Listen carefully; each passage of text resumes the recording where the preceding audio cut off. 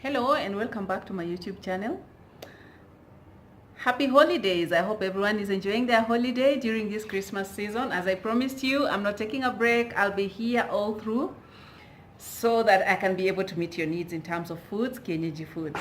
Now, I promised you that I'm going to do a tutorial on how to cook dried vegetables, and so I'm ready with it right now. So I would like to present it to you. And just before I start, the process that I have shown you is just the same all through, across the board for all the different types of vegetables. Like, we have got the managus, we have got the saga, we have got the mito, we've got the kunde and what. So out of all these vegetables, we have those vegetables that require you to add the monyo mushereha, as you all know, as I have been talking about. I'm still going to do a video on that. But the vegetables like saga and managu don't really need munyu mushereha. So what happens for them is, if you follow the tutorial, after you have selected the vegetables and you have soaked them, all you need to do is just boil them. That's it. As long as they are free from all the soil, you've washed them clean for like 10 times, you can just boil them the way they are and you'll still have the same result as the fresh vegetables. So the most interesting thing that I discovered from this tutorial is that when you do those vegetables, you actually, the end result actually comes out just like the fresh ones, which is very interesting. But the taste is quite different. And then amazingly, when we do the fresh vegetables, you find that sometimes you lose a bit of the green. But now for the dried ones, interestingly, you don't lose anything. It's very interesting. And then now, if we take ourselves back to the olden days, and why our grandparents used to preserve food. They used to preserve food so that they can have a supply during the dry seasons. And interestingly, the dried food is more tastier than the fresh food. So you can imagine if this food was being kept for all that long period of time, and then by the time they come to cook, it tastes that way. You still enjoy the fresh, you still enjoy the taste of your food in dried form. So now, in a short, not taking too much of your time, I just want to show you like the packs, like the way we pack them. This pack is close to like around 350 grams. I hope you can see. Let me just get the right inside. They're sun-dried. The vegetables are actually sun-dried. So by the nature of sun-drying them, definitely they'll get some soil, some dust, and all that kind of stuff. So you always find people asking, the vegetables have a lot of soil. It just means you haven't washed them properly. And I hope this video is going to help all those who've been purchasing the dried vegetables, sun-dried vegetables. You'll be able now to prepare your vegetables in a better way. You'll be able to understand the preparation in a better way. So without wasting too much time, I'll take you straight to the tutorial. I'm actually going to do a voiceover because I've done several videos, several shoots for the different processes. So just listen and follow keenly. If you've got any questions, I will really appreciate if you just put them down on the comments below the video so that I can be able to address whatever needs you have or whatever questions you have. Any compliments, give me a thumbs up. I'll really appreciate. Don't forget to subscribe to my channel. So we'll be back after this tutorial. Thank you very much. Karibu. First of all, once you get your vegetables out of your pack, you put them on a clear surface. It could be white or just any color that will be able to make you easily see if there's any dirt in the vegetables in terms of soil, in terms of stones, in terms of maybe paper, polythene, or the sackcloth or such kind of things. So it's very important you put them on such a surface so that you can be able to see everything when selecting. So next, you put your vegetables in a clear container or a basin, and then you soak them with water, tap running water to pass through.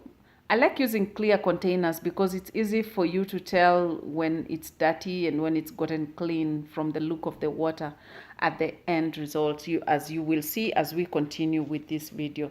So that way you can see, it's easy for you to tell from the bottom. In the first stage, we soaked the vegetables for like 10 minutes. Why do we soak them for 10 minutes? We soak them for 10 minutes so that they can at least soften and get back to its natural state of the green. And then also at the same time, it helps to just loosen up if there's any soil that is remaining on the vegetables to loosen up from the vegetables, so that when you're washing, it's easy for you to tell. As you can see, the water now in that container looks brown, so that means that is soil. That is soil or dust that was left in the vegetables. So you pass them through a sieve, and make sure your sink is very clean when you're washing the vegetables, because if you have a dirty sink, then it means you're mixing your food with other dirt. So pass through so that we don't waste any. As you can see in that container, there's a little soil that is left at the bottom. So we are going to wash these vegetables until we don't see any soil.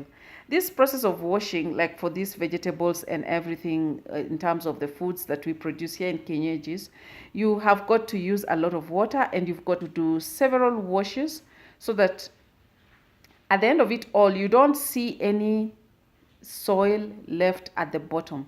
So that's the main reason why you can now clearly see why I wanted to use a clear container, because it's very easy to detect if there's any soil that is left at the bottom of the container when you're washing the vegetables.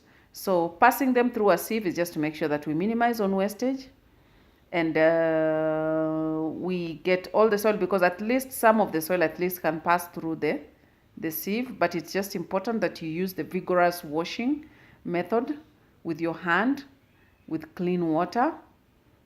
When you vigorously splash through the vegetables, I think you loosen out all the soil or anything else that is left in the vegetables. As you can see, they're getting cleaner and cleaner as we go along. And then like for these specific vegetables, I did like around 5 washes. So after the 5 washes, you will hardly see any soil at the bottom of the vegetables. So it is very important that you have sufficient water. So now for those people who've been complaining that your vegetables have got soil, you can see that this process is not a process that is supposed to be hurried, because the vegetables are dry and they are bound to get the soil, as I had indicated before. So you have got to wash them severally. Please don't be lazy, just get on it. You want to have clean vegetables. You don't want to complain about the soil. You don't want to complain about the taste of your vegetables tasting different. You just have to take them through that process to be able to enjoy your vegetables. Now, I did a bit of a longer clip on this so that you can just see. Now, see, that is a chunk piece of soil. As you can see, all this time I've been washing, I haven't been seeing any soil. But now that's like a stone, you see. So if I didn't repeat this process like severally, I wouldn't have detected that piece of stone. Now, as you continue repeating the process, that is when a lot of those things just come out.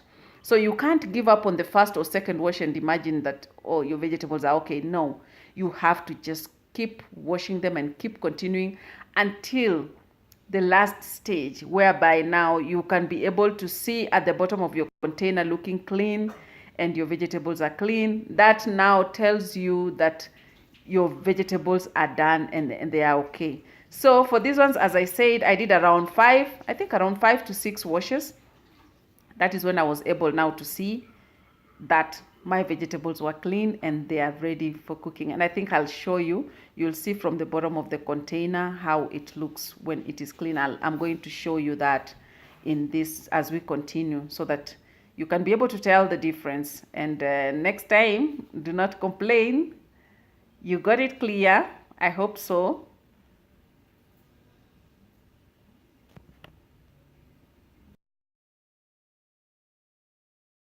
Well, you can now see the bottom of the container. It looks clean. The water looks clean. The vegetables look clean. That is what we want to achieve during the washing of these vegetables. That's how your vegetables should look. Now next, you need your saucepan of water, a little water, and then you put in the munyu mshereha. The munyu mshereha, the traditional bicarbonate or the traditional marinade. So at this stage, once you put your munyu in the water, it starts to bubble, and then you drop in your vegetables. Once you drop in your vegetables, then you leave them to bubble through. You mix them nicely and then you leave them to bubble through. They are going to bubble as they cook before we get now the desired result, so that we can now take this process to the next stage. As you can see, interestingly, those vegetables actually look green. It's like they're fresh, but those are actually dried vegetables, sun-dried. Actually, they're sun-dried vegetables. So this munyu will start bubbling through your vegetables, and you will notice that as we cook in this process, the vegetables will start gaining back the original green color and the original green form, like they are fresh. And as we continue, you will notice in the final stage of this video, after the end product, you won't even be able to tell that you're eating sun-dried vegetables. I mean, vegetables that were sun-dried and cooked. So you start through just to make sure that they are evenly cooked. That is that process. As you can see, the munyu is bubbling through the vegetables. So what you do at this stage, you just keep stirring them to evenly cook, because now we want to take them to the next stage, which is frying them. If you do not have munyu, wherever you are, you can use bicarbonate of soda. It works perfectly with these vegetables. Bicarbonate is fine. After boiling, we need to fry our vegetables, and we only need an onion and tomato. That's munyu in the glass. That's how it looks. The one that we used initially, I'm just showing you. But at this stage now, we'll just use our oil, onion, and tomato with a little salt to taste. That's it. We already fried our onion and tomato, so now we add in our vegetables. As you can see, the end product of the vegetables, they look really green and nice. You can actually think we got them directly from the farm and prepared them. But these vegetables were actually sun-dried, as we have been going along in this video. Now, you do not forget to season your vegetables with a little salt. You have got a preference to put in milk if you want, or coconut milk, or cooking cream, or coconut cream. It's up to you. It's your taste preference. Whichever you choose, it's still fine, as long as you enjoy your vegetables.